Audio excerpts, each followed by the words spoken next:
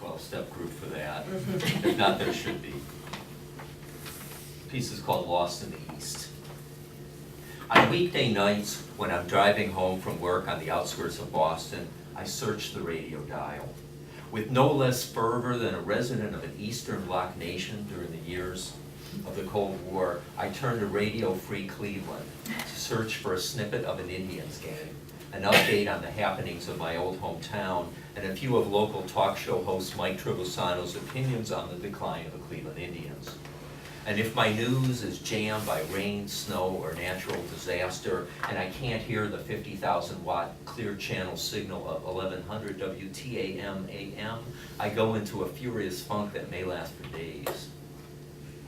My need for a dose of Cleveland Indians baseball comes from years of sacrifice at the altar of the cellar-dwelling teams of the 1960s and 70s when I was growing up in a city more famous for its burning river than its sports teams, orchestras, or museums. Following the exploits of Gus Gill, Gomer Hodge, and a host of other prospects who never made it was one more source of heartache in a second-rate town. But I knew that if hell ever froze over and we won a World Series championship, that I could cheer in a lusty "I told you so" voice among the faithless converts who flocked to a winning team. I still haven't forgiven Jose Mesa, our relief pitcher, for blowing the 7th game against the Florida Marlins back in the 1997 World Series. They were 2 outs away from winning the World Series. Still, the Indians have provided the excitement of good teams and interesting players until recently. Even though their current owner is well on his way to restoring the tribe to mediocrity, I've made arrangements to come home this summer and take my 88-year-old godmother, Donna, to a game at Jacobs Field. Donna's love for the Indians is matched only by her religious faith and weakness for certain fried foods. My childhood memories are stuffed full with images of her leaning over our red plastic AM radio as the tribe found endless ways of avoiding victory. "Oh, they're so stupid," she'd yell, referring to a stream of hapless Indians managers from Bertie Tebbett to Ken Espromonte to Frank Robinson. The next day, all was forgiven, and she was back at her station until the tribe found another creative way to lose. But my sense of regional schizophrenia isn't limited to sports. Though I've called Massachusetts home for the last 17 years, I've never fully adjusted to the manners and mores of the locals. Bostonians reflect the climate and landscape of New England, cold and rocky. And the East, while politically liberal, can be intolerant as well. Think Salem witch trials and the integration of South Boston.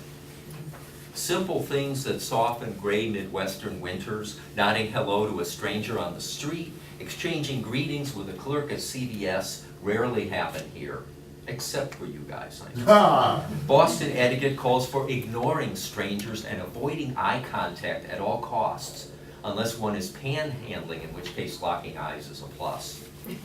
And Boston drivers, unlike those in Cleveland, do not yield to pedestrians or use their turn signals. Turn signals give away your intention and are considered signs of weakness, traits of Midwesterners and other out-of-towners who are probably lost anyway. In short, Bostonians have taken rugged individualism to new heights. Folks who migrate here from other slower-paced regions of the nation are faced with an adjustment process. Some merge into the general culture. They too become tight-assed and cold-shouldered. Others, gentler souls who are loath to shove old ladies onto the tee, pack up and move out to places south or west. And a few of us remain in limbo, driving like entrants in the demolition derby, but still hungering for a smile as we walk around town. My Cleveland fixation is a source of amusement among my friends. Why, they wonder, do I stay in the East? Why don't I jump on the bandwagon and root for Boston teams, especially now that they're doing so well? And finally, what's so great about Cleveland, they ask. From time to time, I answer the first question. My niece and nephew, whom I love even more than the Indians, live on Boston's North Shore.